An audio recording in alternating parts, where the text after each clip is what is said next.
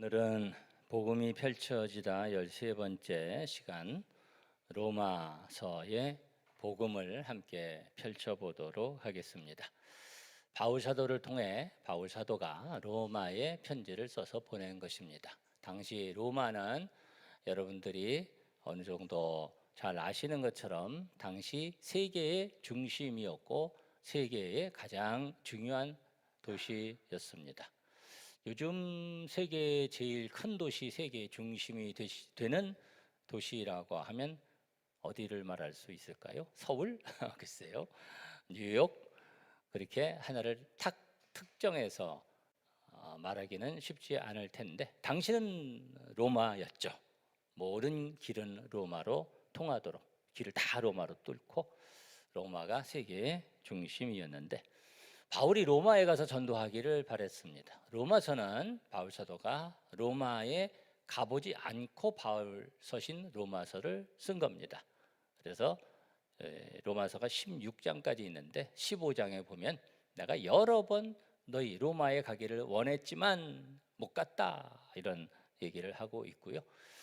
그래서 로마에 가기를 원했고 그러면서 이제 그 비전을 가진 거죠. 계획을 가지고 또 로마만 가는 것이 아니라 바울 사도의 이 비전은 계속 그 비전이 큰 비전이 있었어요. 그래서 로마를 지나서 여러분 쪽에서 이렇게 보면은 이쪽으로 서쪽 끝 당시의 대륙의 끝에 어느 나라가 있었냐면 스페인.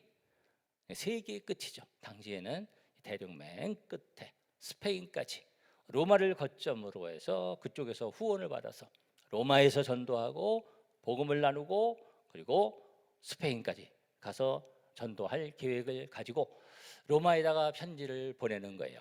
그래서 이 로마서의 하나님의 말씀은 이 바울 서신에 보면 그 교회의 그 특색들이 있습니다. 교회 상황들이 있어요. 바울 사도가 세웠던 교회고 또 잘하는 교회고 소식을 듣고 이런 그런 교회들이었기 때문에 그 상황에 따라서 그 교회에 여러 어려움이 있고 이런 상황들의 아픔들이 있고 어떤 때는 뭐 분쟁도 있고 그런 세부적인 상황에 맞춰서 번면하고 또 양육하고 바로잡고 뭐 이런 일들을 했는데 그래서 다른 편지들은 그런 것들이 많이 있는데 로마서는 그런 내용이 없습니다. 그런 내용이 없이 전체 그 가운데의 내용이 다 신앙적 또 신학적 마치 논문과 같은 그런 복음에 대해서 예수님 신앙에 대해서 쫙 이렇게 기록을 하고 있습니다. 그래서 로마에는 이미 큰 교회가 세워져 있었고요. 로마서 16장에 보면 그 교회가 어떤 교회인지를 알 수 있는데 아주 유수한 신앙인들이 그러니까 유대인들도 있었고 헬라인 로마 사람들도 있었고 그렇게 다양하게 구성된 사람들이 큰 교회 공동체를 형성하고 있었고 거기 보면 유수한 사람들이 대단히 많았습니다. 대단한 사람들이 로마에 있었고 바울 사도가 그 교회에 자기가 아는 또 자기가 이해하는 정리한 당신은 이제 교회 초기이기 때문에 이렇게 다 정리하는 게 필요했던 거거든요. 그래서 바울 사도가 그런 정리한 귀한 하나님의 말씀을 그들에게 전하고 있습니다. 무엇을 전하고 있는 거냐면 한번 따라해 보실까요? 복음. 네, 복음을 전하고 있습니다. 복음 여러분 들어보셨죠? 유앙겔리온 이런 얘기. 굿 뉴스, 좋은 소식. 우리는 이게 복음 하면은 조금 상투적으로 듣죠. 당시에는 굿뉴스라는 유앙겔리온이라는 그 말이 당시에 뭐 여러 좋은 소식이 있었겠지만 그것이 이제 고정된 개념을 가진 기독교인들이 사용하는 그런 용어로 정착되고 그 복음에 대해서 바울 사도가 정리해서 쫙 풀어놓고 있습니다. 그래서 여러분 로마서 1장 신약성경 238쪽인데 여러분 오늘 16절 17절 말씀을 읽었습니다만 1절에 보면 이렇게 말씀을 합니다. 예수 그리스도의 종 바울은 사도로 부르심을 받아 하나님의 무엇을 위하여? 복음을 위하여 택정함을 입었으니 그러면서 설명을 하는 거예요. 이 무엇은? 복음은 이런 것이다 하면서 복음을 쭉 이제 설명하기 시작하는 것입니다. 그러면서 15절에 보면 그러므로 나는 할 수 있는 대로 로마에 있는 너희에게도 무엇을? 복음 전하기를 원하노라. 그래서 이 로마서가 16장까지 있는데 굉장히 긴 성경입니다.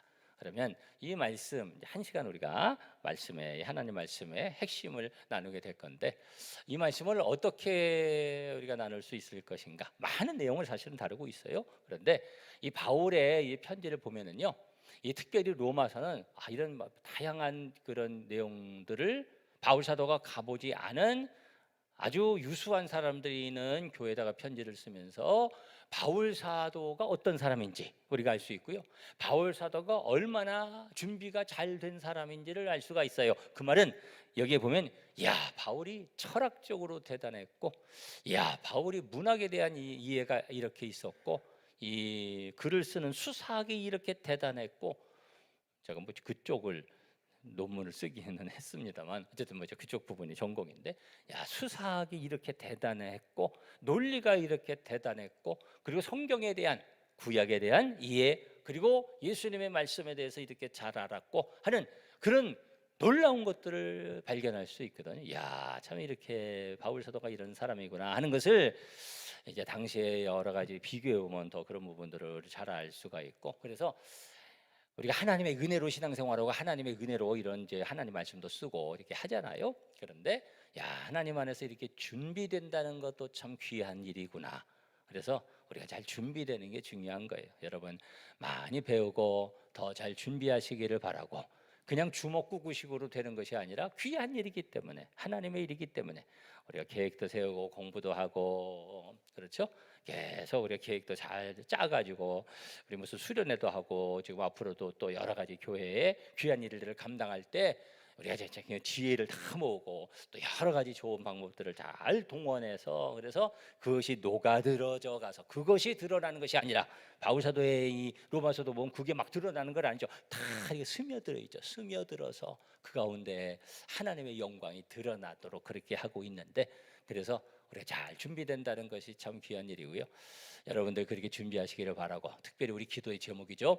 우리 다음 세대들 또 우리 자녀들 그렇게 잘 준비돼서 이 세대 가운데 크게 멋지게 귀하게 쓰임 받을 수 있기를 바랍니다. 네, 바울이 그렇게 잘 준비돼서 이 로마서를 로마에 보내게 되는데, 복음에 대해서 좋은 소식에 대해서 선포하고 있습니다. 그러면서 여기에 이제 쭉 우리가 편지를 쓰면은 언제나 바울 사도가 쓰는 편지에 그 틀이 있어요.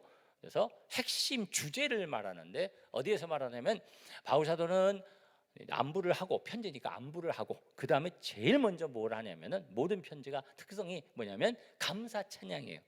먼저 감사 찬양. 여러분 감사 찬양이 넘쳐나시기를 바랍니다. 감사 찬양으로 시작하고, 그 편지가 감사 찬양으로 시작하고 감사 찬양으로 끝나고, 우리 신앙이 그런 거잖아요. 바울 사도는 늘 감사 찬양, 하나님께 영광을 올려드리고, 그 다음에 감사 찬양이 길어요. 감사 찬양을 쫙 한 다음에 주제를 딱, 보통 주제를 선포합니다. 핵심 메시지, 그 핵심 메시지가 어디냐면은 오늘 본문 말씀이에요.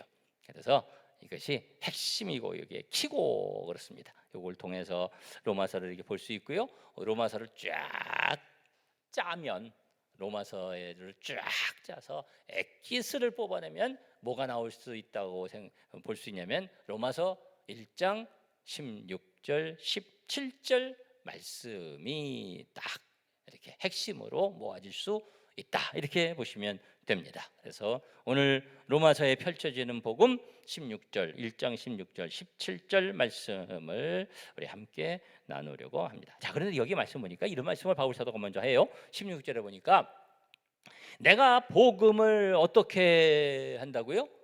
부끄러워하지 아니하노니. 부끄러워하지 않으니. 근데 여러분 조금 이상하지 않습니까? 내가 복음을 자랑한다, 복음으로 인해 감사한다, 그런 것이 아니라 복음을 부끄러워하지 아니하노니, 그렇게 말하거든요. 부끄러워하지 아니한다? 이것은 무슨 말일까? 그런 생각을 할 수 있습니다. 그런데 그 상황이, 당시 상황이 그런 거예요. 우리 상황도 보면 그런 상황이 있을 수 있는데 우리 이제 그런 부분을 좀 적용을 하겠습니다만, 당시에는요, 당시에는 지금하고 상황이 굉장히 많이 다르죠. 지금도 예수님 믿는 것이 굉장히 어려운 그런 사회도 있죠. 근데 당시 당시에 예수님 믿는 사람들이 당시 사회에 있어서 예수님 믿는 기독교, 예수님 믿는 사람들, 예수님 믿는 신앙, 이것은 주류 종교, 주류 신앙이 아니었습니다. 기독교는 소위 서민 종교였고요. 그리고 심하게 말하면 주로 하층민 대상, 하층민들이 믿는 종들이 많이 믿고 노예들이 많이 믿고 또 여자들 많이 믿고, 당시 사회는 다른 세상이었어요. 그러면서 뭐 자유자 또 남자 여자 뭐 할 것 없이 그냥 다 함께 막 모이고, 그리고 십자가에 달린 분 믿는다 그러고 뭐 이러니까 사회적으로 이렇게 별로 인정을 못 받았던, 처음에는 그렇게 신앙생활들을 했죠. 당시 유대인들에게 있어서 주류는 여러분 예수님이 책망하신 바리새인들, 또 뭐 사두개인들, 뭐 해록당들, 그리고 나름대로의 자부심을 가지고 있었던 사람들이 있었는데, 이 사회를 막 개혁하려고 했던 극단주의자들, 열심당원들, 이런 사람들이 뭐 주류에 있었던 뭐 이런 사람들이었고요. 당시 로마의 철학이 대단했죠. 철학자들이 많았죠. 철학이 아주 인기를 얻었던 그런 세상이었습니다. 그래서 여러 학파를 형성하고 있었고요. 그래서 무슨 견유학파, 뭐 쾌락주의 학파, 뭐 이런 시닉, 뭐 스토익, 뭐 이런 학파들, 플라톤, 아리스토텔레스, 뭐 이런 그런 제자들 많고, 그런 학교도 많고 그러던 세상이었습니다. 예수님 믿는 사람은, 예수님 믿는 사람들은 그 사회 속에서, 유대 사회 속에서도 그렇고, 그리고 당시의 헬라 사회에서도 그렇고 비주류였고 소수자였습니다. 소수파였습니다. 그래서 배척을 당했고요, 손가락질을 받았고 핍박을 받았습니다. 이상하게 취급됐고 또 저차원이다, 아유 저급하다, 이런 취급을 사실은 많이 받았습니다. 그래서 그들이 핍박을 받으면서 어떻게 합니까? 이제 박해받고 그러니까 어디서 예배를 드렸어요? 무덤에, 카타콤 무덤에 가서 모여서 예배를 드리고, 거기에서 종교 공동체를 형성했고요. 그곳에서 성찬식 예배드리고 성찬식을 행하죠. 그러니까 사람들이 이렇게 염탐하러 이렇게 왔다 보니까 이것은 내 피니, 내 살이니, 내 피니 먹어라. 그러니까 야 사람 잡아 먹는다. 뭐 이런 소문까지 막 났고, 그래서 예수님 믿는 사람들이 사회적으로 배척당하고 핍박받고 그랬던 그런 세상이었습니다. 어떤 사람은 나는 플라톤의 제자다라고 그러고, 나는 제우스를 믿는다, 나는 아프로디테를 믿는다 막 그러는데, 나는 예수 그리스도를 믿는다 이렇게 선포하면 비아냥과 따돌림과 박해를 받는 존재가 될 수 있었던 그런 세상이었던 거예요. 그런데 바울을 보면은요, 바울이 원래는 가문이 좋은 사람이었어요. 사회적 지위가 높았던 사람이었습니다. 대단한 학문을 한 사람이었습니다. 지금으로 말하면 미국 시민권을 가진 유대인으로서 이스라엘 나라의 제일 좋은 대학이 그래도 히브리 대학이라고 하는데, 히브리 대학 박사, 그리고 하버드 대학도 나오고, 그래서 아주 그냥 뜨는 그런 별이었던, 그 당시에 보면 또 바울 사도가 고백하는 것을 보면 뭐 그 이상의 엄청난 그런 지위에 있었던 사람이 바울이었습니다. 그래서 이 바울이 나중에 이렇게 잡혀가는데 그쪽 지역을 다스리는 왕 앞에 쓰거든요. 아그리빠 왕이라는 사람 앞에 쓰는데, 아그리빠 왕이 바울을 알아요. 왕이 바울을 알고 뭐라고 말을 하냐면은, 바울아, 내 많은 학문이 너를 미치게 했구나. 내가 너무 학문이 많더니 네가 지금 제정신이 아니야, 이렇게 얘기할 정도였었습니다.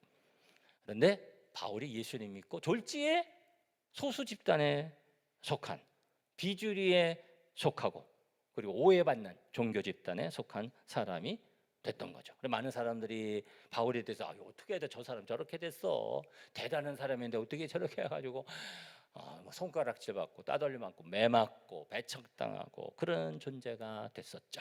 이렇게 생각할 수 있습니다. 여러분, 당시에 백부장 같은 사람들도 예수님 믿잖아요. 나중에 다 높은 사람들 믿고 다 이제 믿게 되는데, 백부장 같은 사람이, 로마의 백부장, 얼마나 힘을 과시하는 사람이에요. 그런데 그가 예수님 믿은 거예요. 예수님. 예? 그걸 아는 거예요. 사람들이 어떻게 그 백부장이 옆에서 수근수근 되는 거죠. 그러면서 그런 거죠. 야, 너 예수 믿는다며? 오른뺨 치면 왼뺨도 거기 돌려대야 된다며? 내가 치면 너 왼뺨도 될 거야? 뭐 원수를 사랑하라며? 참 난처하게 될 수 있는. 그래서 자기의 존재를 잘 드러내기 힘든, 우리 사회에서도 그런 상황이 발생할 수 있죠. 직장에서 그런 상황에 있을 수 있습니다.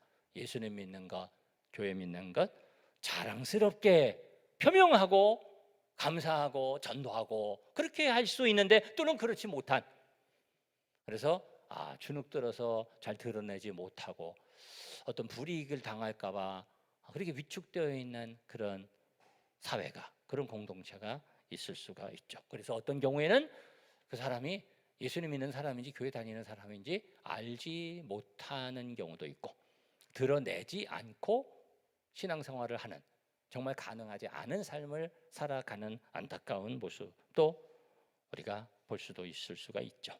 예수님 믿는 것이 쉽지 않은 경우가 있을 수 있죠. 그래서 바울사도가, 지금은 뭐 다 열려져 있는 사회고 지금은 뭐 그렇지만 그때는 엄청난 불이익을 당할 수 있는, 그래서 나중에 막 잡아 죽이고 막 그러잖아요. 예? 그런 사회 속에서 바울은 선포하는 거죠. 나는 복음을 부끄러워하지 않는다.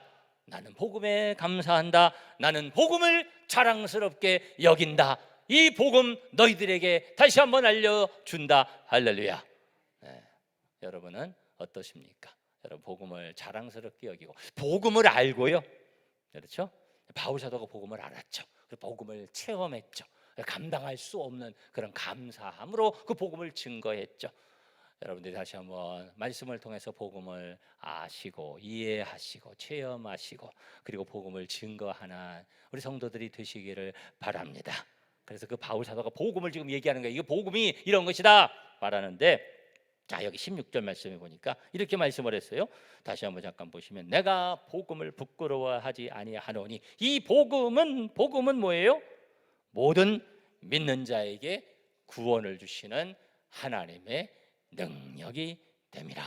오늘 말씀의 제목이거든요. 말씀의 제목 한번 띄워줘 보세요. 다 같이 한 목소리로 요것만 여러분 기억하시면 돼요. 다 같이 한번 선포해 보실까요? 시작. 모든 믿는 자에게 구원을 주시는 하나님의 능력. 아멘. 무엇이? 복음이. 모든 믿는 자에게 구원을 주시는 하나님의 능력. 이 말씀은요, 원래 이제 순서가 어떻게 되어 있냐면, 순서가 원래 헬라어 순서는 이렇게 되어 있습니다. 능력이다. 하나님의 능력이다. 어떤 능력이냐면 구원을 주시는 능력이다. 근데 어떤 사람에게? 믿는 모든 사람에게. 이렇게 순서가 이렇게 되어 있어요. 그래서 이 말씀을 이 세 가지 중요한 개념을 가지고 좀 정리하고 이해하려고 하는데, 첫 번째가 뭐냐면 한번 따라해 보실까요? 능력. 두 번째는 뭐냐면 따라합시다. 구원. 세 번째는 뭐냐면은 따라합시다. 믿음. 네, 능력인데 무슨 능력? 하나님의 능력. 어떤 능력? 구원 주시는 능력. 어떤 사람이 그 능력을 받아요? 그 구원을 받아요? 믿는 자에게 그 구원이 임하고 그 구원이 소유되고. 할렐루야. 자, 그래서 첫 번째가 능력인데, 능력이라는 것은 우리 두나미스라는 얘기를 하죠. 다이나마이트가 이제 그 단어에서 왔다는 두나미스, 힘입니다. 힘, 능력. 그렇게 이제 번역을 했는데, 힘, 여러 힘이 있죠. 여러 힘. 세상이 힘에 의해서 움직이죠. 무슨 힘이 있나요? 지식의 힘, 지혜의 힘, 예술의 힘, 과학의 힘, 육체의 힘, 여러 힘이 있죠. 이 지식의 힘과 과학의 힘이 놀랍죠.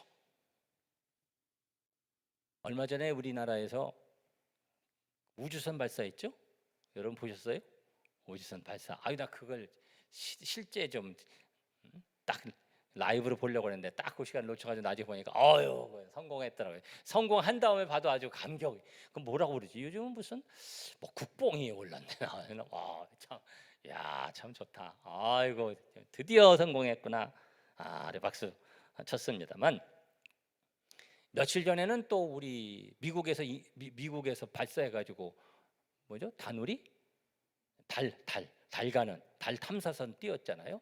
그래서 뭐 나선형으로 어떻게 돌아가서 뭐 그게 그냥 연료를 못 가가지고 그게 무거워서 그래서 갈 때는 태양의 어떤 그 에너지를 갖고 가고 올 때는 지구의 중력을 이용해서 오고 뭐 그래가지고 몇 개월을 걸린다 뭐 이런 얘기를 하더라고요. 그러니까 오래 걸려야 에너지를 더 쓴대요. 아세요? 야, 참 대단하다. 그러면서 저 이제 그런 거를 이렇게 보고 그런데 사실은 이게 엄청난 과학의 힘이잖아요. 예? 근데 사실은 소련이나 미국 같은 경우에는 1960년대 후반, 1970년대 이미 달에 보내가지고 가서 사람 내리고 시료 채취해오고 화성에다가 보내가지고 수십 년 전에 화성에 가서 지금 일을 하고 있고 뭐 이런 정도니까 이야, 사람의 이 지식과 지혜와 이 과학의 힘이 엄청나다 이런 생각을 하게 되죠. AI가 AI 인공지능 발전하고 있는데 여러분 아주 충격적인 뉴스도 나왔던 거 혹시 아십니까? 모스크바에서 7월 19일에 체스 대회를 하는데 7살짜리 체스 잘 두는 아이하고 AI가 로봇 팔을 갖고 체스 예?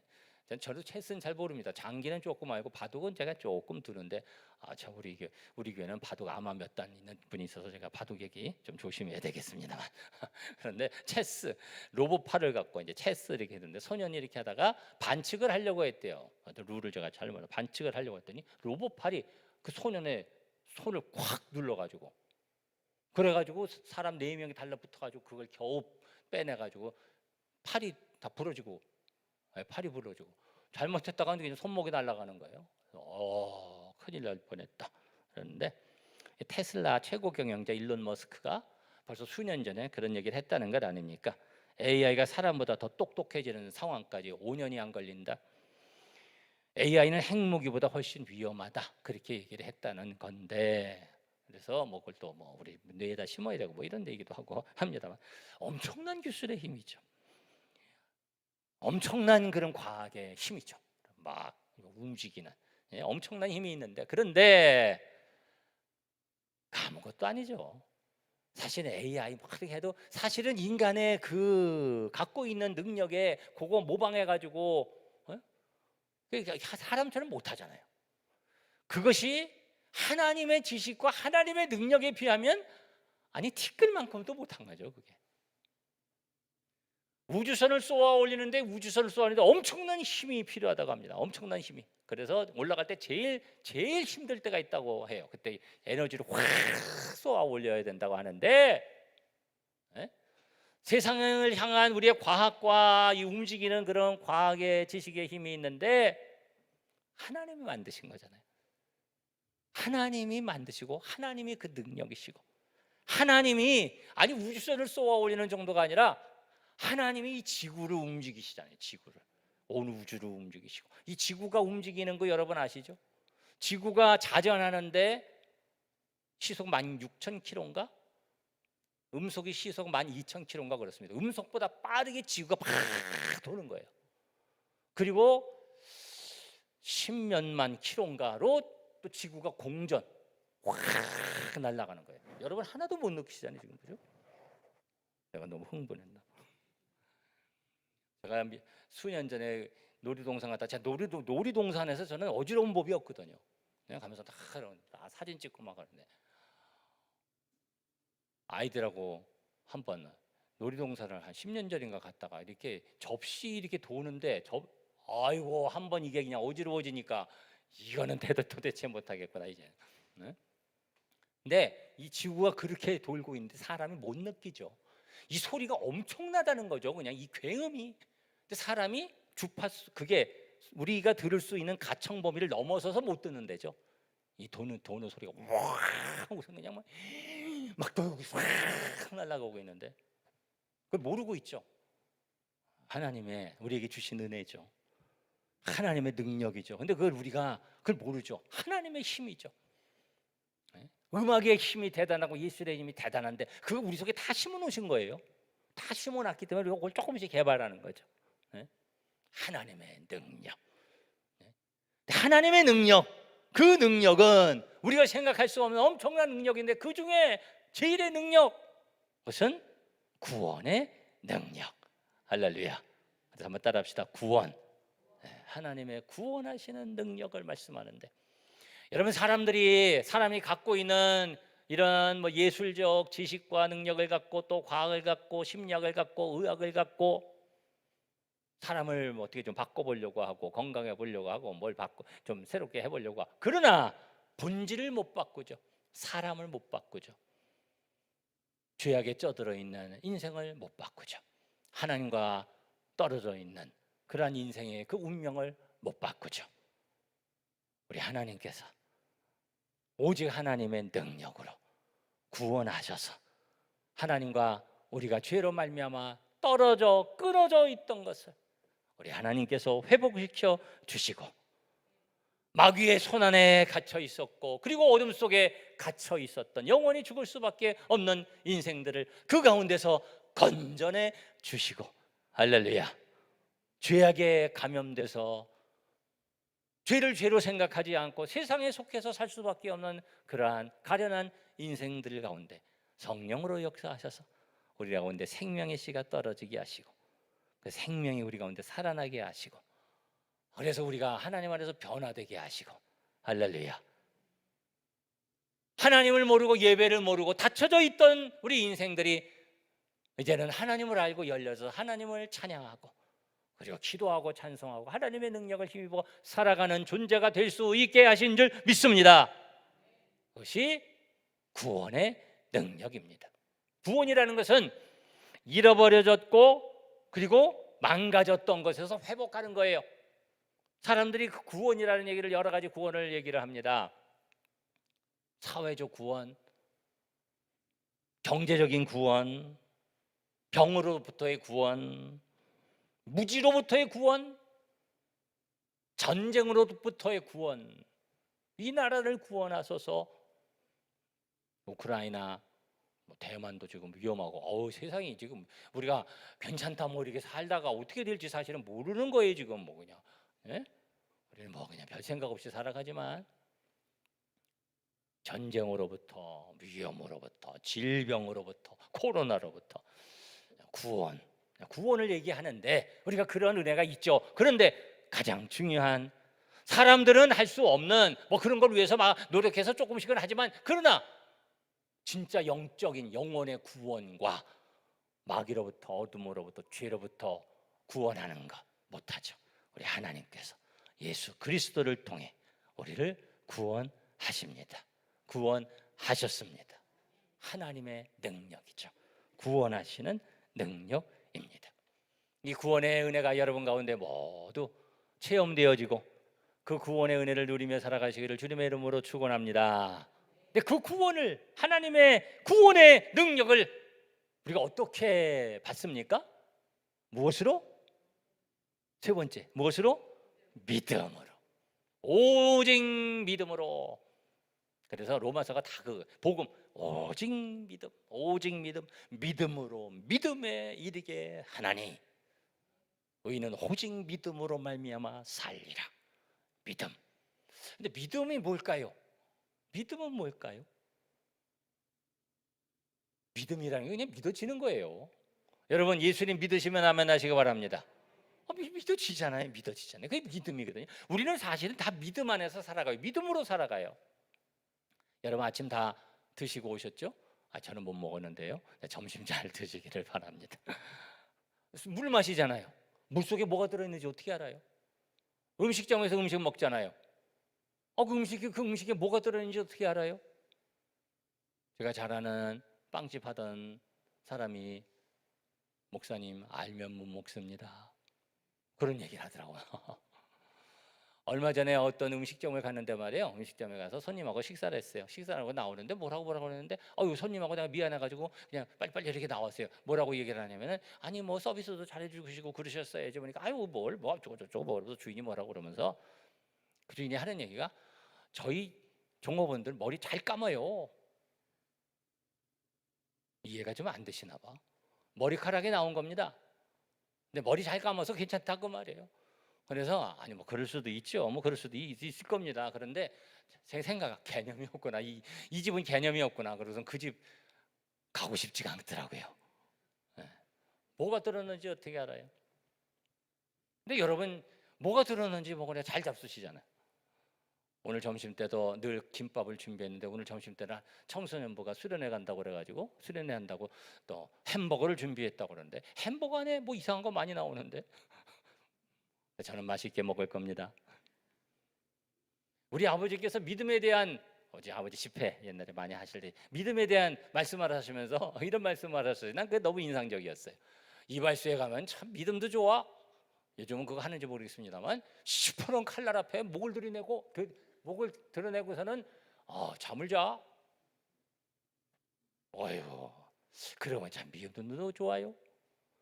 저 비행기 요즘은 코로나 때문에 뭐 비행기 못 타봤습니다만 비행기 타면은 비행기 타고 믿음도 좋잖아요. 저도 자요. 타면은 이제 뜨기도 전에 자요. 근데 가만히 생각하면 가끔 좀 기분이 좀 싸해요. 이거 공중에 쇳덩어리가 떠 있는데 믿음도 좋죠. 그러니까 우리가 믿지 않으면 못 살아요. 여러분 이런 믿음이 없으면 숨 못 쉬어요. 만지지도 못해요. 뭘 어떻게 만집니까? 요즘 세상에 코로나 뭐 어디 만지기도 숨쉬기도 눈에 한번 보세요, 여러분. 이게 현미경으로 보면 이 안에 뭐가 어떻게 들어있는지 다 모릅니다. 우리가 믿어서 살지. 네? 예수님 믿는 믿음이요. 그렇게 믿어지는 거예요. 그래서 예수님 나의 구주시고 예수님께서 나를 위해 십자가에 나의 모든 죄는 지셨고 영원히 죽을 수밖에 없는 나를 위해서 예수님께서 다 지셔서 그래서 나는 그 구원을 받았고 나는 천국 생명을 얻었고 우리 하나님 함께 하시고 우리 하나님 찬양할 때 우리 하나님께서 나의 예배를 받으시고 나에게 생명 주셔서 내가 은혜 생활하고 이게 믿어지는 은혜가 있어요. 그런 은혜를 받으신 분들은 하나님의 특별한 축복이 이미 있는 줄 믿으시기를 바랍니다. 그래서 에베소서 2장 8절에 이런 말씀을 합니다. 너희가 그 은혜를 인하여 믿음으로 말미암아 구원을 얻었나니 이것이 너희에게서 난 것이 아니요 하나님의 선물이라. 선물로 믿어지는 거예요. 그래서 한 번에 믿어지는 거예요. 그리고 안 믿어지는 사람은 안 믿어지잖아요. 예수님이 안 믿어지잖아요. 십자가 안 믿어지잖아요. 예배가 안 믿어지잖아요. 믿어지는 거죠. 믿음이라는 것은요 열고 받는 거죠. 하나님 다 이루어 주셨죠. 예수님 다 이루어 주셨죠. 열고 받는 거죠. 열고 받는 거예요. 더 정확히는 열려주고 임하는 거죠. 열려주고 임하는 거예요. 그래서 그 말 참 멋있는데 줄탁동시라는 말, 네? 그것도 참 그럴 듯해요. 그러니까 안에서는 쪼고, 그래서 밖에서는 이렇게 열어서 그게 새끼가 병아리가 나오는 것처럼. 그러니까 그렇게 임하고 열려지면서 임해서 믿어지고 그때부터 내 세계가 달라지고 구원의 은혜가 임해서 우리에게 그런 은혜 주신 주님을 찬양하시고 내게 그런 은혜가 임하실 때 하나님 내게 그 선물 주신 거 믿음 주신 거 감사합니다. 여러분 감사하고 은혜 생활하시기를 바랍니다. 그리고 분명히 기억해야 될 것이 우리 신앙생활은요 믿음 생활이에요. 예수님께서 믿음 없는 것을 책망하셨어요. 왜 못 믿느냐?